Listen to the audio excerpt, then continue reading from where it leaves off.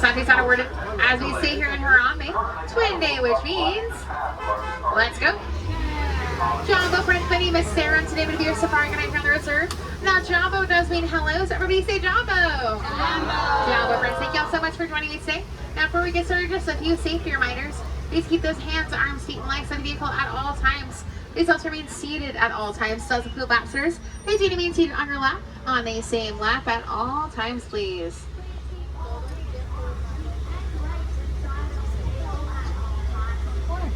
Now let's also be mindful we are into the animals' homes, not the other way around. So we want to give them the utmost respect and keep those indoor voices on. This means no screaming, yelling, rustling out at any of the animals. Alright, now that we have all of that done, it looks like we're starting our journey today by heading out this little Ituri forest where animals know to be really good at camouflaging. This just means we want to keep those eyes peeled towards the bushes for any animals that might be hiding.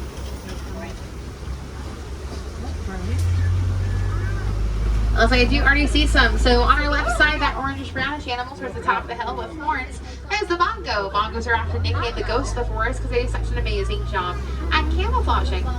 And still on our left side, but a little bit further, these tannish grayish animals, those are the greater kudu. Tell these are female because only the males have horns.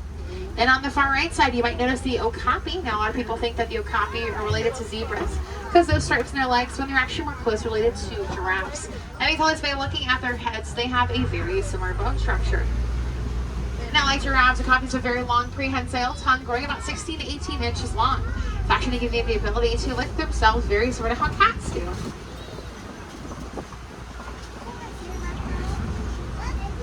Then coming up on our left side, I do see the black rhino towards the top of the hill. Black rhinos, the smaller of the African rhinos, weighing about 3,000 pounds. Black rhinos actually have no natural predators. Their main threat is going to be humans. Humans poach of those horns made of keratin, which is the same thing that our fingernails and hairs made out of. It's actually not useful to us. After black rhinos have been poached so much, there's only about 5,000 of them left.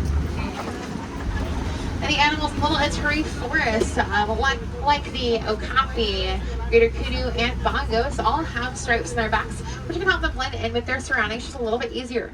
Whenever you see those stripes peeking through the bushes, it sort of looks like sun rays shining through.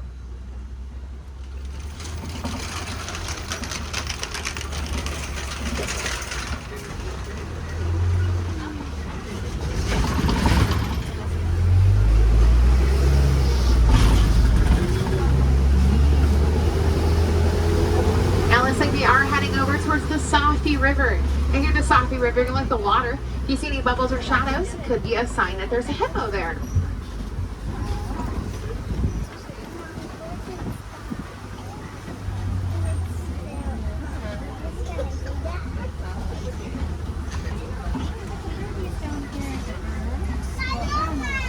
I'm not seeing hippos quite yet, but on our right side, those white birds right there, those the pink-backed pelicans. Pink-backed pelicans get that name from the pink coloration on their backs, and while both males and females have this coloration, the males get sprayed during mating season as a way to impress the ladies.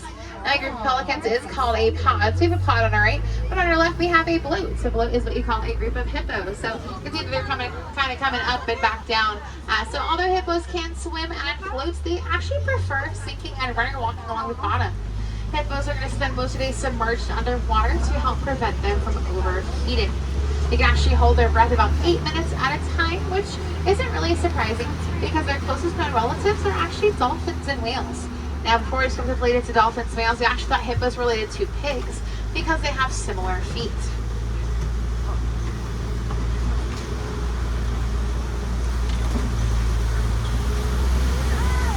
And coming up on our left side, we do have some Nile crocodile. Nile crocodile known to be really good parents. Actually take their eggs and put them in their mouth and kind of rotate them around as a way to help them hatch. They may do this for hours or even days at a time. Then once they have their babies, they'll have to put them back in their mouths, a way to protect them from their predators.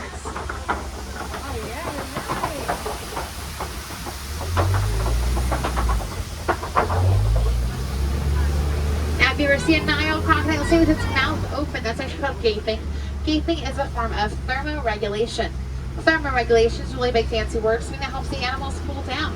A lot of the animals out here on the reserve participate in thermoregulation in some way, which may be super helpful for them during those hot months. If you have a dog at home, you might find them panting. Well, it is a pretty similar concept. Then coming up on the right side, we have the baobab tree. Let's see that really big tree right here. Baobab tree has a few nicknames, one of them being the upside down tree, because if you look towards the top, it sort of looks like it has roots growing towards the sky. Those aren't just its branches, it's just leafless 9 months out of the year. Now another nickname that it can get is the tree of life. So we're to the tree, the center of our park. It gets that nickname because it can store thousands of gallons of water, which will be super helpful for the animals during drought season, as they'll use their horns or tusks to kind of poke a hole in the tree, and they'll drink the water that way. And let's say we are continuing our journey by heading out to the savannah. And I do see a few animals out in the distance, so hopefully as we travel along, we'll get a little bit closer and better view of them. And definitely as we travel through the savannah, take a look around at the landscaping.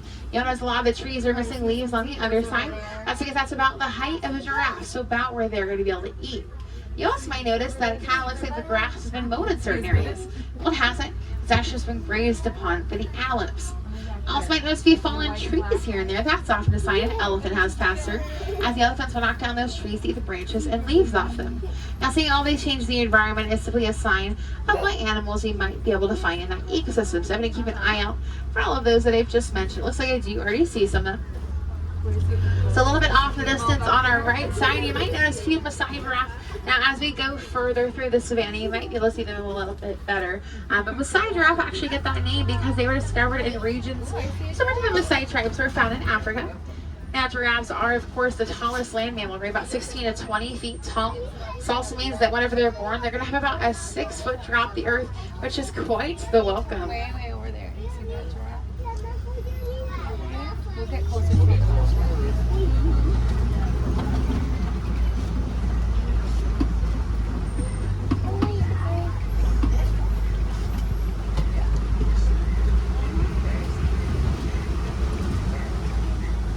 If you look on your left side, you'll see some African wild dogs. So if you look on your left, look at the cave. We'll look on the left side of that cave. You can look kind of towards the back of the rock. You can see that there is an African wild dog laying back there.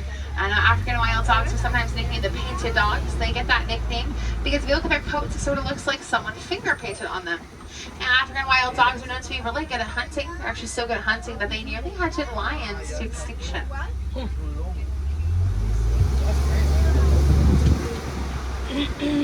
Then coming up on our left side, the back left corner, kind of behind us now, those brown animals with the horns that kind of tilt backwards, those are the sable antelopes. Sable antelopes are known for using those long horns to help protect them and prevent predators from jumping on their backs. So those are the sable antelopes in the back left corner. But animal that's much closer to us, these are the wildebeest on our left side, those gray animals. As we see one wildebeest, many more are to follow, as wildebeest love to travel in really large herds. They actually travel in such large herds that you just will see the dust they kick up from space. Now, wildebeest does translate from the Afrikaans language to wild beast, and they are the second most densely populated species, second behind us humans. It looks like we are driving by a few termite mounds. Now, termite mounds are made of 3 things: dung, dirt, and saliva, and they'll bake out in the sun and become as hard as concrete. The animals will sometimes utilize these termite mounds as scratching posts.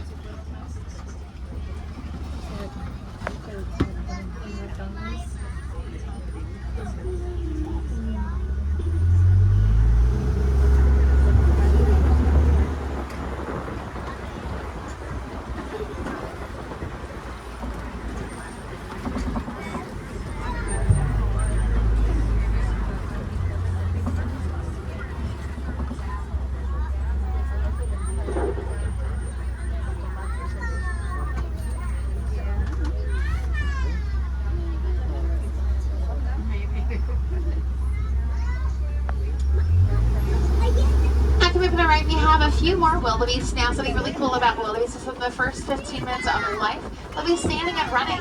That's going to be super helpful protecting them against their predators.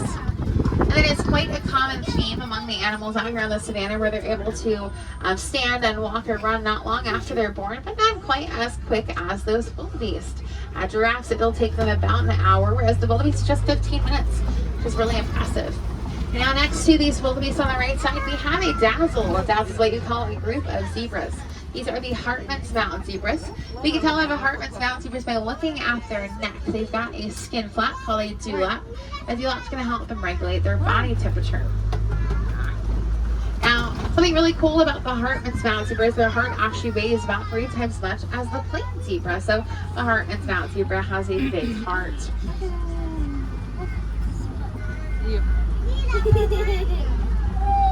Now, a lot of people wonder, are zebras black with white stripes or white with black stripes? Well, the answer is it's kind of a trick question because there are both out in the wild. You can tell which kind we have here by looking at their nose. Since their nose is predominantly black, that means a black zebra with white stripes. Which, speaking of those stripes, no two zebras have the same stripe pattern. They're unique to each individual zebra, similar to how our fingerprints are unique to each of us. In a similar way, all of these giraffes also have unique patterns. You will never find that exact same pattern again. I mentioned giraffes are very tall. However, sometimes they like to help in grabbing their food. Luckily, they have that very long prehensile tongue that can grow to be about 20 to 22 inches long. It's going to help them grab their food just a little bit easier. The tongue is also a purplish grayish color, which can help prevent it from being sunburnt. Now, as we pass by on our left side, look over there and you'll see that tower of giraffes. The tower is what you call a group of giraffes. Also try to take a good close look up at their tongue. You can see that they are using that tongue to help them grab their food. And giraffes are going to actually spend most of the day eating. They only need to sleep about 30 minutes a day. And even then, they don't do that consecutively. They'll take a few power naps here and there and then get right back to eating. Now, earlier I mentioned that fallen trees are often a sign an elephant has passed through. Looks like they are passing by a whole bunch of fallen trees. So I think that's a good sign for us that maybe an elephant has passed through.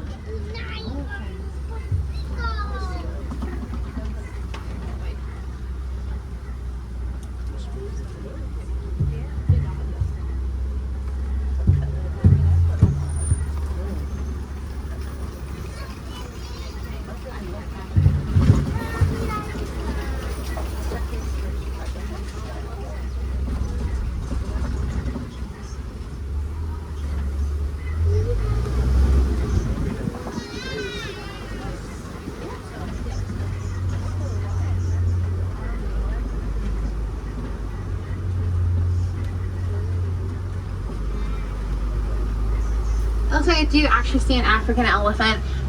As we come up here, look on your right side. There is a little bit of an opening that you might be able to see that elephant a little bit better. Now, this is the African elephant. They are the largest land mammal, weighing about 13,000 pounds. Despite weighing that much, they only need about 300 pounds of food a day.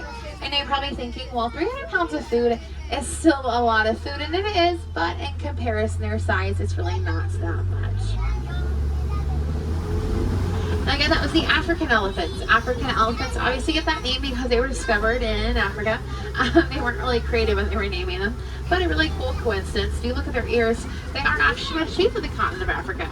Isn't just a coincidence, but it is sort of like it was meant to be. Now, elephants are part of a matriarch society. This means they're led by the women of their herd. This also means that around age 15, the male elephants are going to be kicked out of their herd. So, if you see a group of elephants, probably a group of female elephants, see one up in themselves, that one is probably a male. And it looks like they are driving through some red clay pits. Now, elephants love to eat red clay. They'll actually eat it as a form of nutrients, very similar to how you or I might eat vitamins. And sure enough, I do see some plus markings on the right side. It's hopefully a good sign and maybe a good elephant sighting. Now, it looks like I do see some on our left side. These are, again, the African elephants. Now, elephants are known for having that really long trunk that has a lot of uses. What we may not know is that trunk actually has over 40,000 muscles in it, giving it so much control it's able to grab something as small as a single blade of grass.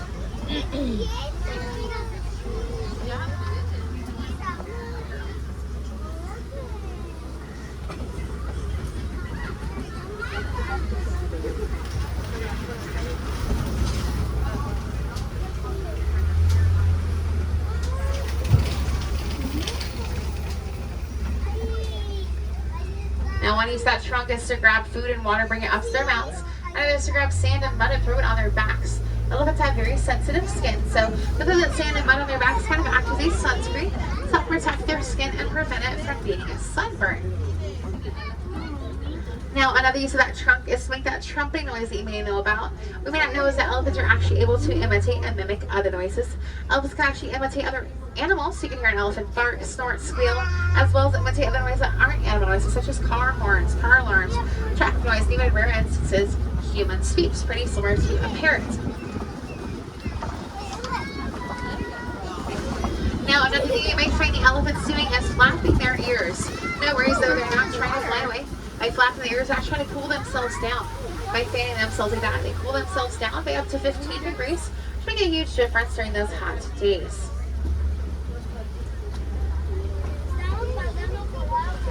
Now, elephants are pregnant a whopping 22 months, which is nearly 2 years.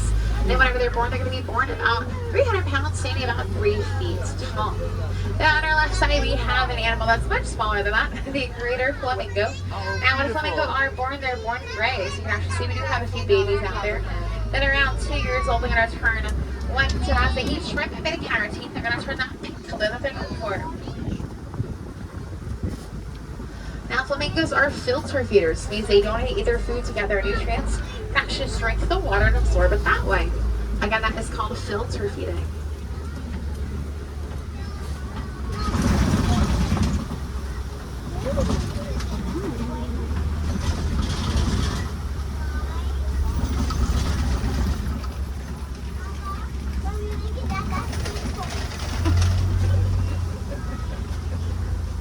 Coming up on our left side, we do have some mud puddles. These are often utilized by the animals as they'll roll around in that mud, cover themselves in it, as a way to help cool themselves down. It also acts as a sunblock first when you might find the elephants using it. Now, an animal does that quite a bit. See the white rhino, so I'm going to keep an eye out for maybe a family of muddy white rhinos.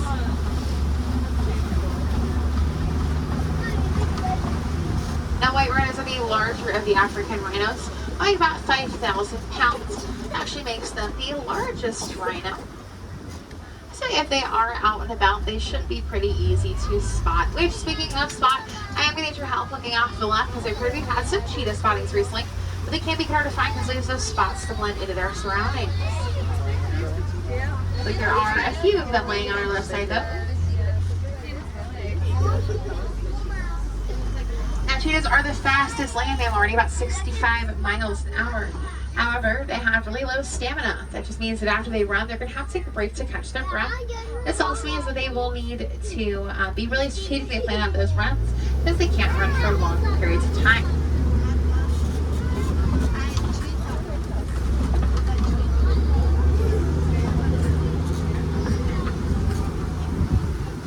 And then if you look on your left side, on your left but very far right, you'll see that there are 2 cheetahs laying just underneath those bushes. Now, you can't really see their eyes because they are not facing us, but cheetahs have very dark eyes. They actually have black tear ducts to help reflect the sun and protect their eyes. Very similar to how you might find an athlete wearing black paint underneath their eyes.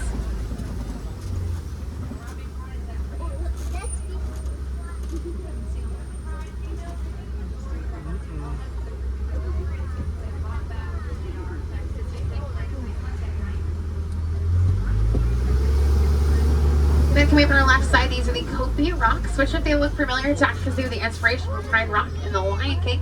It's kind of no surprise there is a lion up there. Is on our left side, laying kind of just underneath that rock. You can see how that is a male lion based off of his mane.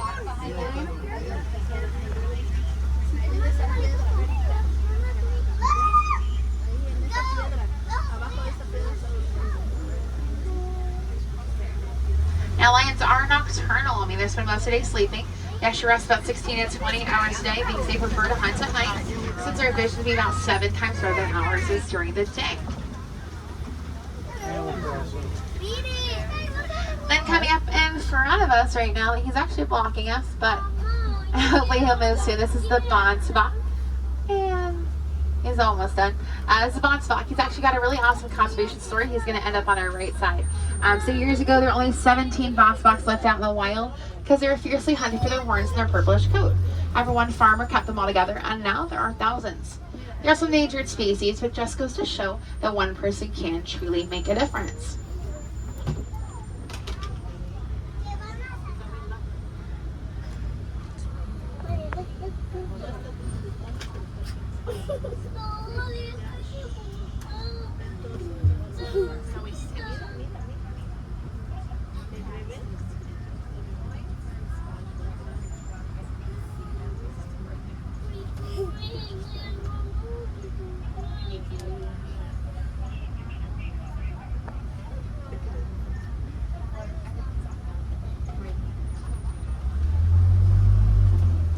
Alright, it looks like we are able to get by him real quick.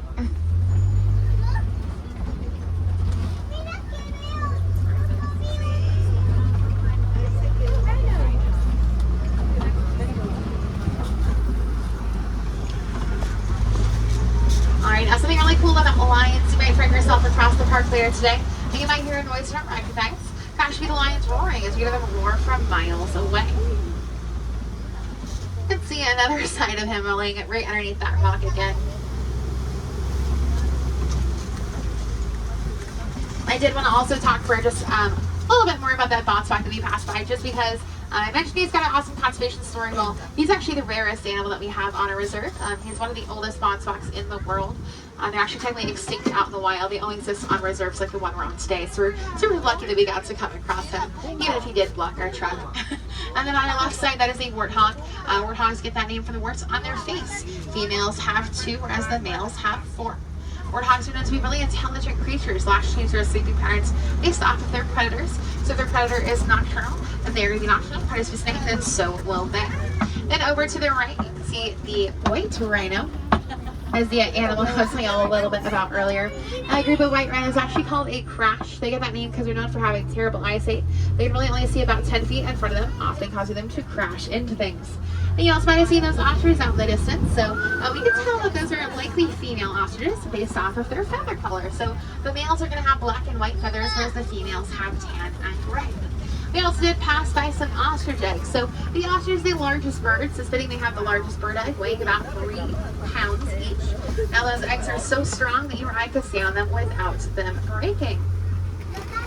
And the ostrich is the largest bird. However, they are a flightless bird. I mean, they can't fly, but they can run. They can actually run very fast, about 40 miles an hour, making the fastest animal on 2 legs.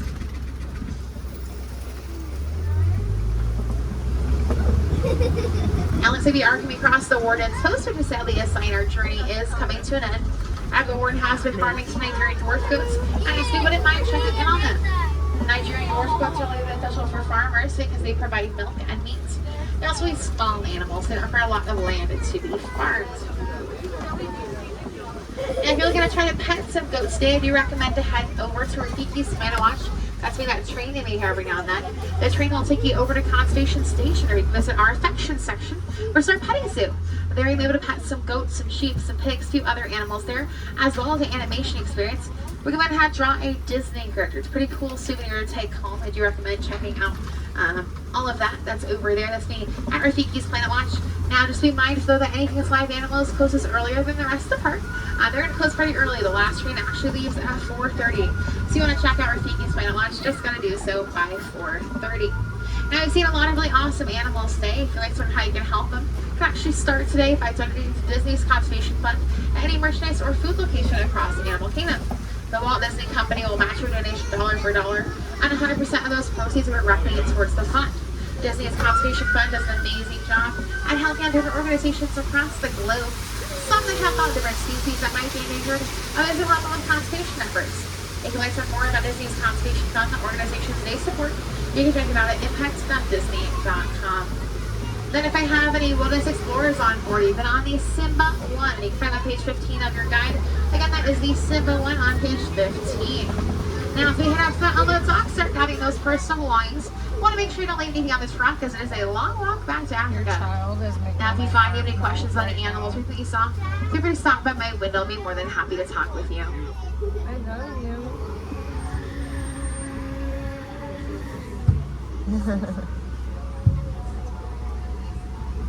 Alrighty, friends, you've been an amazing group. I've loved having you on board with me today.